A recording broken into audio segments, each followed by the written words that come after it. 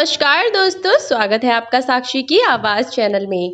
तो दोस्तों, आज की कहानी है जब बहू ने सास को कर दिया पागल और बांध दिया जंजीरों से। बरसों बाद विदेश से लौटी बेटी ने जब यह देखा तो चप्पल उतारी और अपनी भाभी के साथ उसने क्या किया, आइए देखते हैं। अरे रमेश, समझ क्यों नहीं रहे हो?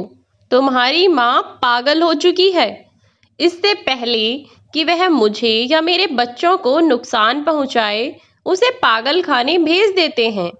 मनीषा ने अपने पति रमेश से कहा।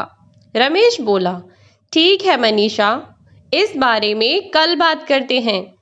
अभी ऑफिस से आया हूँ और तुम आते ही शुरू हो गई। क्या कहा? शुरू हो गई? तुम तो कहोगे ही, तुम्हें कुछ करना थोड़ी पड़ता है। करना तो सब मुझे पड़ता है। सुबह को ऑफिस जाओ तो तुम्हारे लिए खाना बनाओ, बच्चों के लिए नाश्ता, फिर उनके स्कूल के लिए लंच, स्कूल के लिए बस में बिठा के आओ। इतने सारे घर के काम, और ऊपर से तुम्हारी माँ, इसने मेरा जीना हराम कर रखा है। अब तो यह घर का कोई काम भी नहीं कर सकती। इसके बस का कुछ नहीं है। अब उल्टा इसकी देखभाल करने को एक आदमी और चाहिए। तुम्हें करना हो तो करो, मुझसे नहीं होगा। इसलिए इस बुढ़िया का कुछ इंतजाम करो, समझे तुम? रमेश बोला, ठीक है बाबा, इतना गुस्सा क्यों करती हो? अब खाना खा लूं, फिर देखते हैं माँ का क्या करना है। खाना खाकर दोनों सो गए। अगले दिन सुबह उठकर जैसे ही मनीषा किचन में गई, वह बहुत तेज चिल्लाई, आज तू मेरे हाथों से बचेगी नहीं। बुढ़िया कहीं की, काम की ना काज की, दुश्मन अनाज की। कुछ करने से तो रही, काम बढ़ाने को देखो, हमेशा तैयार रहती है। उसकी आवाज सुनकर तुरंत रमेश दौड़ता हुआ अपने कमरे से आया और मनीषा गुस्से से तमतमाती हुई अपनी सास की ओर दौड़ी और बिना सोचे अपनी सास के बाल पकड़कर खींचती हुई लाई और बरामदे में पटक दिया। बेचारी उसकी सास दुलारी जी अपने बालों को सहलाने लगी। उनकी मानसिक स्थिति सही नहीं थी। दुलारी जी हमेशा से ऐसी नहीं थीं। वे एक संपन्न परिवार से थीं। उनके घर में सभी लोग उनसे बहुत प्रेम करते थे, क्योंकि वह बचपन से ही बहुत गुणी लड़की थी। दिमाग से इतनी तेजी कि यदि उनके सामने कोई काम एक बार कर दे तो दोबारा उस काम को करते समय वह एक बार भी किसी से ना पूछें। एक बार में ही सभी चीजों को दिमाग में बिठा लेती थीं। उनकी बुद्धिमत्ता को देखते हुए उनके माता पिता ने उन्हें शुरू से ही सभी काम सिखाए जिनमें उनकी रुचि थी, जैसे कि सिलाई, कढ़ाई, बुनाई, सभी कुछ। वह हर काम पूरी लगन के साथ करती थीं, जिससे कि वह जो भी काम करती वह काम बहुत अच्छे से पूरा होता। जैसे ही वह 19 वर्ष की हुई, उनके पिता ने उनके लिए माधव जी को पसंद कर लिया। माधव जी बहुत अमीर व्यक्ति तो नहीं थे, किंतु वह भी एक सज्जन व्यक्ति थे। वह एक साधारण परिवार से थे और उनकी एक छोटी सी दुकान थी, जिससे वह अपने परिवार का भरण पोषण करते थे।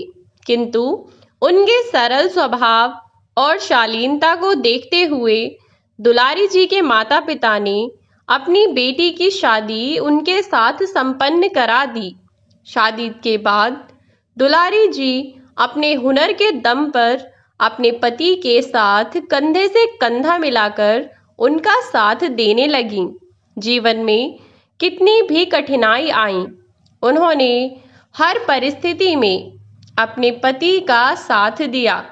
धीरे धीरे उनकी आर्थिक स्थिति सुधर रही थी और उन्हें किसी प्रकार की कोई समस्या भी नहीं थी।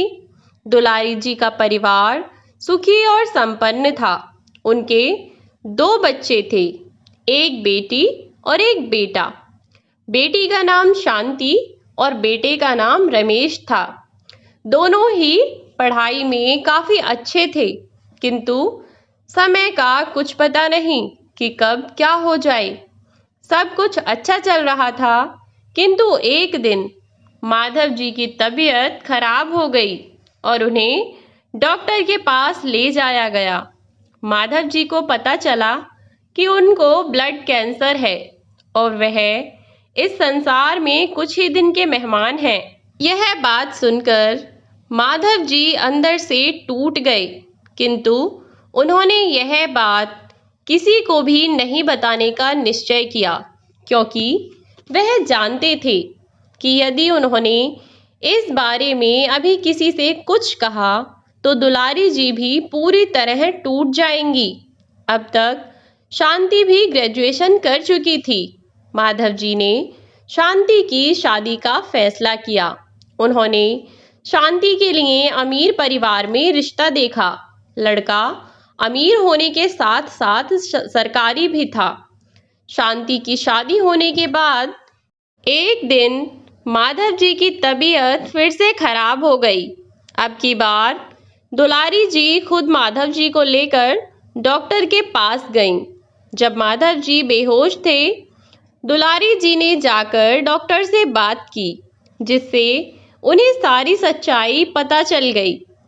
सच जानने के बाद तो जैसे उनके पैरों के नीचे से जमीन ही खिसक गई। वह आकर माधव जी के पास बैठ गईं और उनकी आंखों से आंसू गिरने लगे। माधव जी की आंख खुली तो उन्होंने जैसे ही दुलारी जी को देखा, उन्हें इस बात का अंदाजा हो गया था कि दुलारी जी को सब पता चल चुका है। दुलारी जी ने रोते रोते कहा, आपने मुझे इतनी बड़ी बात बताना जरूरी नहीं समझा। माधव जी ने उन्हें जैसे तैसे करके समझाया। अब दुलारी जी ने माधव जी को अच्छे से अच्छे डॉक्टर के पास दिखाया, लेकिन इसका कोई फायदा नहीं हुआ और कुछ ही समय के पश्चात माधव जी हमेशा के लिए दुलारी जी को छोड़कर चले गए। माधव जी की मौत से दुलारी जी को बहुत बड़ा सदमा पहुंचा। वह अपने आपे में नहीं रहीं और क्योंकि शांति भी अपने पिता के अंतिम क्रियाकर्म में आई हुई थी, इसलिए जब उसकी मां ने खाना पीना छोड़ दिया तो डॉक्टर को दिखाया गया, जिससे यह पता चला कि पति की मौत से उन्हें गहरा सदमा पहुंचा है और वह बहुत बड़े मानसिक तनाव से गुजर रही हैं। ऐसे में उनके बच्चों को उनका ध्यान रखना चाहिए और जितना हो सके उन्हें खुश रखें। किसी भी तरह की लापरवाही का नतीजा बुरा होगा। शांति ने अपनी माँ को प्यार से समझाया और उन्हें खाना खिलाया, लेकिन दुलारी जी की देखभाल करने के लिए घर पर किसी अपने का होना बहुत ज़रूरी था। अतः रमेश की शादी का फैसला लिया गया। सभी रिश्तेदारों को यही सही लगा और रमेश की शादी मनीषा से करा दी गई। दुलारी जी को क्या पता था कि वह जिसे लक्ष्मी समझकर इस घर में ला रही हैं, वह किसी डायन से कम नहीं है। वह उनकी सारी खुशियों को निगलने वाली थी। मनीषा को इस घर में इसलिए लाया गया था ताकि वह इस परिवार का अच्छे से ध्यान रखे और दुलारी जी का खास तौर पर ध्यान रख सके, लेकिन हुआ इसका बिल्कुल उल्टा। मनीषा ने महीने भर में ही अपना असली रंग दिखाना शुरू कर दिया। दुलारी जी, जो कि अपने पति की मौत के सदमे से अभी उभर भी नहीं पाई थीं, उनकी बहू ने उन्हें प्रताड़ित करना शुरू कर दिया। वह उनसे घर के सारे काम कराती और खुद आराम से बैठी रहती। घर के सभी काम जैसे खाना बनाना, कपड़े धोना, घर की सफाई और अन्य काम सब दुलारी जी ही करती। लेकिन दुलारी जी बस यही सोचकर सब काम कर लेती कि जब मेरी शांति थी तब भी तो मैं खुशी खुशी सारे काम करती थी, लेकिन उनकी बहू से यह भी बर्दाश्त नहीं हुआ। वह तो किसी भी कीमत पर अपनी सास से छुटकारा चाहती थी। एक दिन उसने अपनी सास से कहा, अरे ओ बुढ़िया, बहुत तेज प्यास लगी है, जरा पानी ले आना। दुलारी जी गिलास में पानी ले आईं। मनीषा गिलास को फेंकती हुई बोली, नया गिलास कहाँ है, उसमें पानी लेकर आ। दुलारी जी नए गिलास में पानी ले आईं। मनीषा ने फिर से गिलास फेंक के मारा और बोली, बाजार से इतनी गर्मी में आई हूँ, तुझे इतनी भी तमीज नहीं कि ठंडा पानी दूं? जाकर ठंडा पानी ला। वह जाकर ठंडा पानी ले आई तो उसने फिर से पानी उनके मुंह पर मारा और कहा, मैंने तुझसे थोड़ा सा पानी मांगा था, इतना क्यों लेकर आई है? वह बेचारी फिर से पानी लेकर आई। तब जाकर मनीषा ने पानी पिया और लेट गई। फिर बोली, चल अब मेरे पैर दबा दे, आज बहुत थक गई हूँ। मार्केट में इतना घूमी कि पैरों में दर्द हो गया है। इतना बर्दाश्त करने के बाद भी दुलारी जी की बहू को चैन नहीं था। वह कभी उन पर हाथ उठाती, कभी किचन में खाना बनाते समय तेल की कड़ाही में ही पानी की छींटे डाल देती, कभी बाथरूम में बंद कर देती तो कभी खाने पीने का सामान छिपाकर रख देती। जब वह पूरा दिन भूख से तड़पती तब जाकर शाम को कुछ खाने देती, तो कभी उनके कपड़े कैंची से काट देती। एक दिन जैसे ही वह सोकर उठी और बरामदे में गईं झाड़ू लेने, तभी उनकी नज़र शीशे पर पड़ी और उनकी चीख निकल गई, क्योंकि उनकी बहू ने उनके लंबे काले घने बालों को काट दिया था। वह अपने कटे हुए बालों को देखकर रोने लगी। अब उनकी बर्दाश्त की हद पार हो रही थी।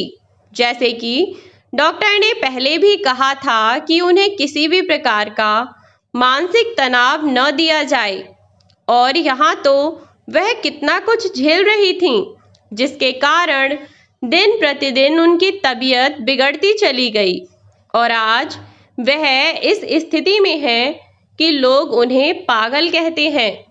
मनीषा बोली, देखो रमेश, तुम्हारी माँ ने किचन का क्या हाल किया है।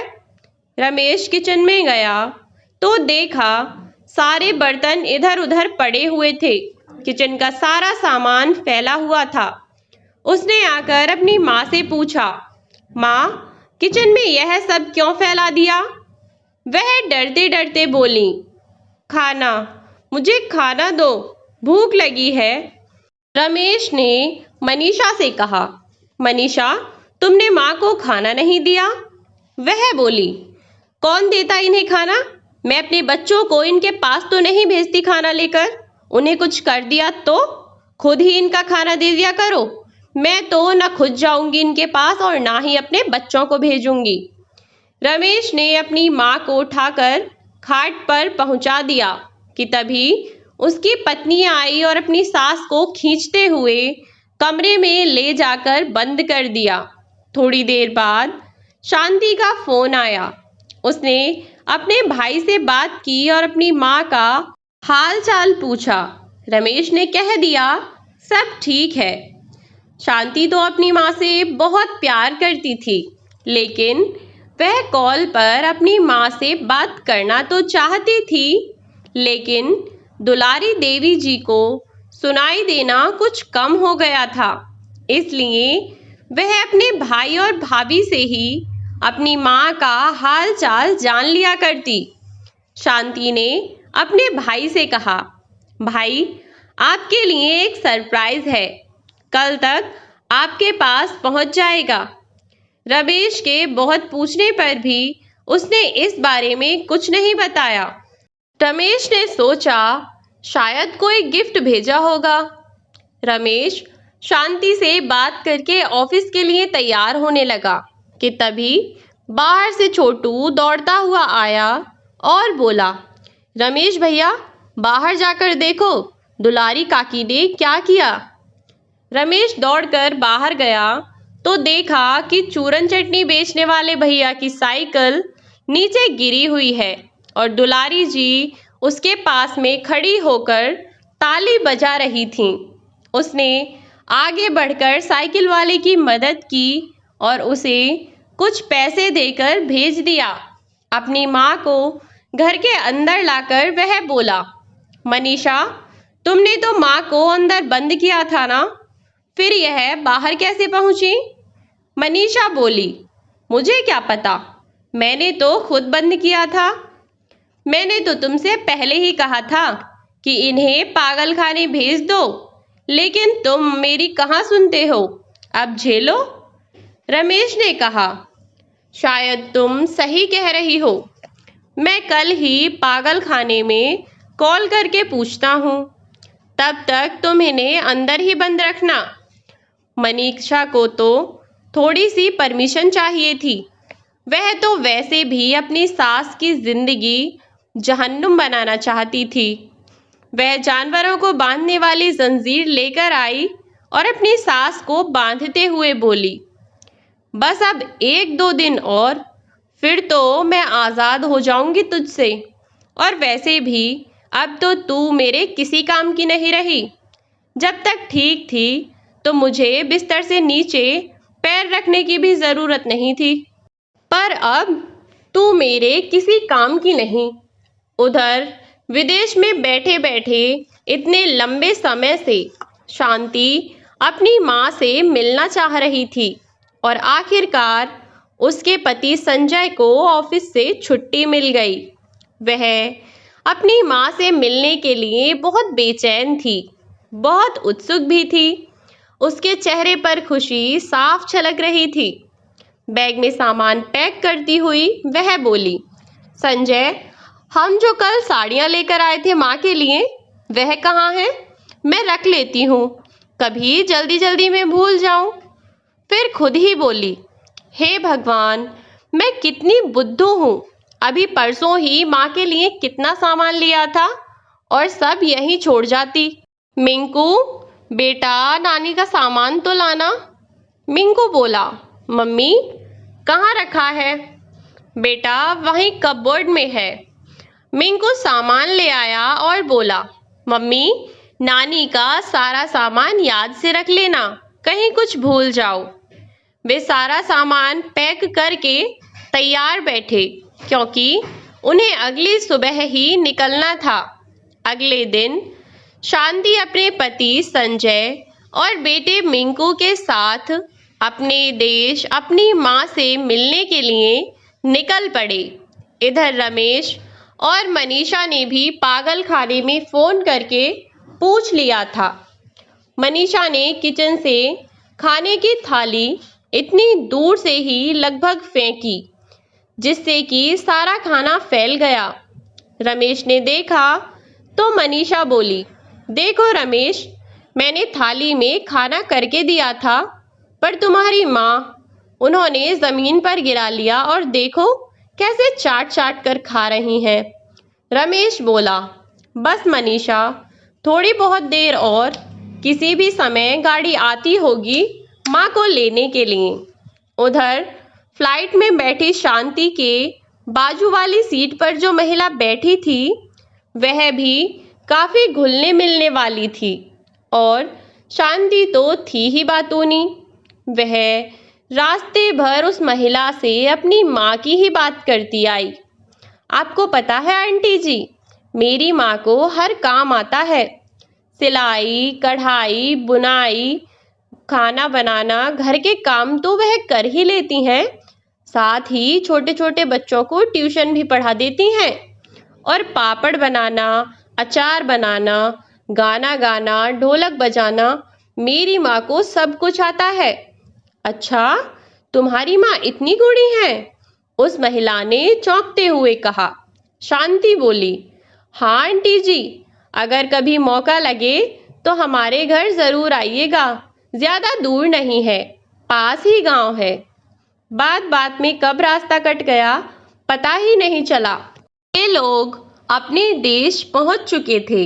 एयरपोर्ट पर उतरते ही अपनी बाहें फैलाकर लंबी सांस लेते हुए शांति बोली, कुछ भी कहो, चाहे पूरी दुनिया में घूम लो, लेकिन अपने देश की बात ही कुछ और है ना संजय? संजय ने कहा, हाँ बिल्कुल सही बात है। दुनिया में कहीं भी चले जाओ, अपने देश जैसा कहीं नहीं। अपने देश इतने सालों बाद लौटे थे, सभी बहुत ज्यादा खुश थे और सबसे ज्यादा खुशी थी इतने समय बाद अपनी माँ से मिलने की। शांति अपनी माँ से बहुत प्यार करती थी और करती भी क्यों ना, उसकी माँ ने बचपन से ही उनके लिए कितने कष्ट सहे थे। दिन रात मेहनत करके उन्हें पढ़ाया लिखाया, अपने हुनर का हर जगह इस्तेमाल किया। गर्मियाँ आईं तो पंखे सजाकर बेचे, सर्दियाँ आईं तो स्वेटर बनाकर बेचे, कभी पापड़ बनाकर घर का खर्चा चलाया तो कभी अचार बेचकर पढ़ाई के पैसे जुटाए। शांति को हर बात बहुत अच्छे से याद थी। अपनी माँ के इन्हीं बलिदानों के कारण वह अपनी माँ को बहुत प्यार करती थी। वह कहती थी, यूं तो हर माँ बाप अपने बच्चों के लिए खाना पीना, पढ़ाई लिखाई सब करते ही हैं, लेकिन मेरी माँ ने हमारे लिए जितना किया है और जिन हालात में किया उतना कोई नहीं कर सकता। खैर, अब वह अपने देश पहुंच चुके थे और इतने दिन से जिस पल का इंतजार कर रहे थे वह भी आने वाला था। उन्होंने एयरपोर्ट से कैब की और घर के लिए रवाना हो गए। पूरे रास्ते शांति अपने बेटे मिंकू को यही बताती आ रही थी, तुम्हें पता है बेटा, तुम्हारी नानी को जरा भी गंदगी पसंद नहीं है। वे सुबह उठते ही नहा धोकर पूजा करती हैं, उसके बाद ही किसी को कुछ खाने मिलता है। अब तो तुम्हें भी जल्दी उठना पड़ेगा, उसने मिंकू को चिढ़ाते हुए कहा। मिंकू बोला, क्या सचमुच मम्मी? नानी बिना नहाए आपको कुछ खाने नहीं देती थी? वह बोली, और नहीं तो क्या, तुम्हारी नानी है, तुम्हें तो थोड़ी छूट मिल ही सकती है, उसने मुस्कुराते हुए कहा। वह संजय से बोली, कितना टाइम हुआ माँ को देखे, पता नहीं अब भी पहले की तरह ही रौब में रहती हैं या अब बदल गई होंगी। तुम्हें पता है संजय, जब मैं छोटी थी तो सिर धुलकर ऐसे ही घूमती रहती, फिर माँ मुझे बहुत डांटती और कहती बाल सूखते ही तेल डालकर बाल बांध लिया करो, क्योंकि वह खुद भी ऐसे ही करती थीं। तुलसी की पूजा करती तब तक उनके बाल सूख जाते, फिर वह मुझे भी अपने साथ बिठाती, पहले मेरी चोटी बनाती फिर अपनी। संजय बोला, हाँ, और फिर तुम्हें अपने हाथों से खाना खिलाती। और फिर? शांति बोली, और क्या? फिर दोनों एक दूसरे की ओर देखकर हंसने लगे। वो इसलिए कि पिछले 2 दिन में 10 बार यह बात शांति ने अपने पति और बेटे को बताई थी। बातों बातों में पता ही नहीं चला कि कब घर आ गया। देखा तो घर के बाहर बहुत से लोग खड़े थे। इतनी भीड़ लगी थी कि साफ से कुछ भी दिखाई नहीं दिया। पहले तो वह थोड़ा घबरा गए, फिर गाड़ी से निकलकर देखने लगे कि आखिर उनके घर के बाहर इतनी भीड़ क्यों लगी है। गाड़ी से उतरकर लोगों को हटाते हुए शांति जैसे ही अपने घर के दरवाजे पर पहुंची, उसने जो देखा उसकी आंखें फटी की फटी रह गईं, क्योंकि दरवाजे पर एक औरत को जंजीरों से बांधकर रखा गया था। वह औरत कोई और नहीं बल्कि शांति की माँ दुलारी जी थी, जिस माँ से मिलने के लिए वह इतनी बेचैन थी। उसी माँ की आज यह हालत देखकर वह तो खड़ी की खड़ी रह गई। उसकी माँ जो कभी एक दिन भी बिना नहाए नहीं रहती थीं और साफ सफाई का इतना ध्यान रखती थीं। आज जंजीरों में बंधी हुई, एक फटी हुई और गंदी सी साड़ी में लिपटी हुई, मिट्टी भरे हुए बड़े बड़े नाखून, गंदे उलझे हुए बाल जो कि चेहरे पर बिखरे हुए थे। अपनी माँ को ऐसी दशा में देखकर शांति फफक फफक कर रोने लगी। उसने अपनी माँ के चेहरे से बाल हटाए तो दुलारी जी घबरा गई। शांति उन्हें प्यार से सहलाती हुई बोली, माँ, मैं तुम्हारी शांति हूँ, पहचाना नहीं? पहचाना नहीं मुझे? मैं शांति हूँ, तुम्हारी बेटी। दुलारी जी ने नजरें उठाकर शांति को देखा। वह धीरे से बोली, शांति, मेरी बेटी शांति। और जैसे ही शांति का चेहरा उनकी पहचान में आया, वह उसे गले लगाकर रोने लगी और बोली, मुझे कहीं नहीं जाना, मुझे बचा लो, वरना यह लोग मुझे कहीं दूर भेज देंगे। इतने में ही मनीषा बाहर आ गई और शांति, जो कि अपनी माँ को देखकर बहुत ज्यादा गुस्से में थी, बिना कुछ सोचे उसने मनीषा के मुंह पर 3-4 थप्पड़ लगा दिए। मनीषा गुस्से से चिल्लाती हुई बोली, मुझे क्यों मार रही हो? तुम्हारी माँ पागल है, इसे ऐसे ही रखना होगा। मनीषा के इतना बोलने की देरी थी कि शांति ने अपने पैर की जूती उतारी और मनीषा को पीटती चली गई।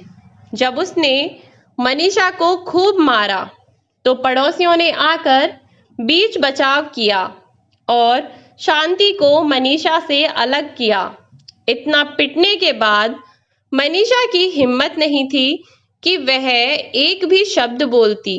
वह चुपचाप बैठी बैठी सब सुनती रही और शांति गुस्से से चिल्लाती हुई बोली, आखिर तुम लोगों ने मेरी माँ के साथ ऐसा क्या किया जो आज उनकी यह हालत है? मैं उन्हें तुम्हारे पास किस हाल में छोड़कर गई थी और आज तुमने उनकी क्या हालत कर दी? ऐसा क्या हुआ मेरे जाने के बाद? कि तभी घर में रमेश दाखिल हुआ।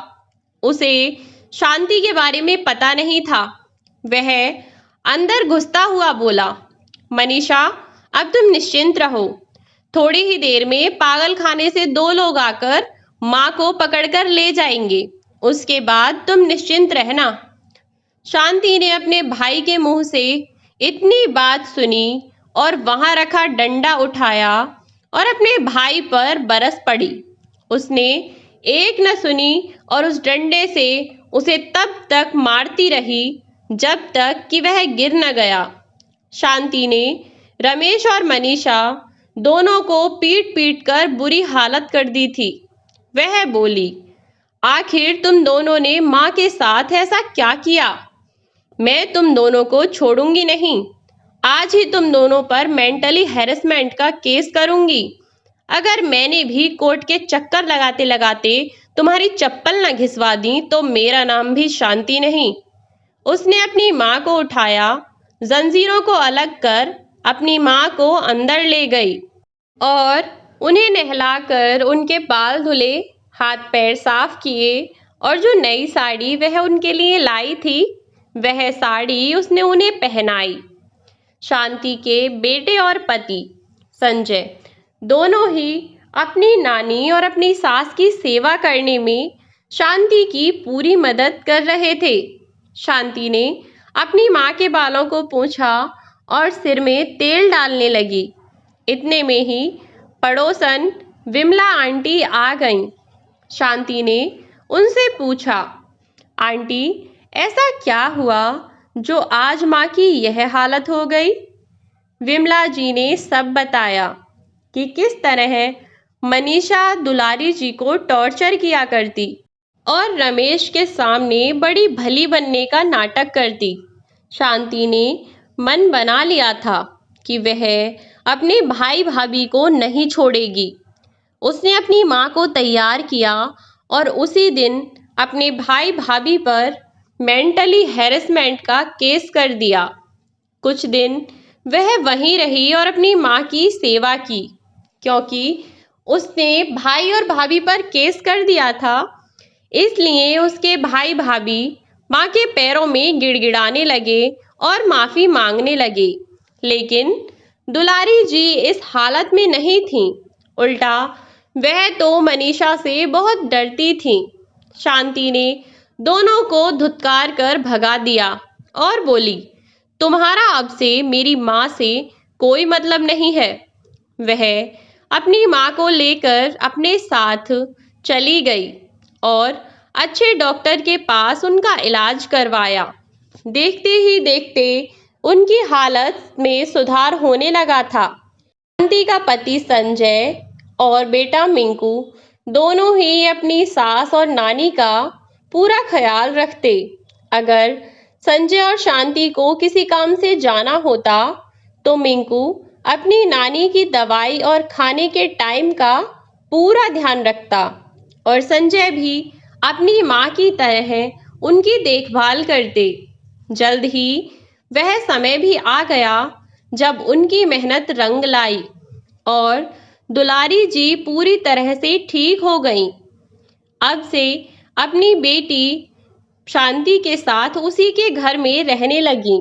मिंकू को भी नानी का प्यार मिल गया और संजय भी दुलारी जी को माँ के समान ही समझते थे।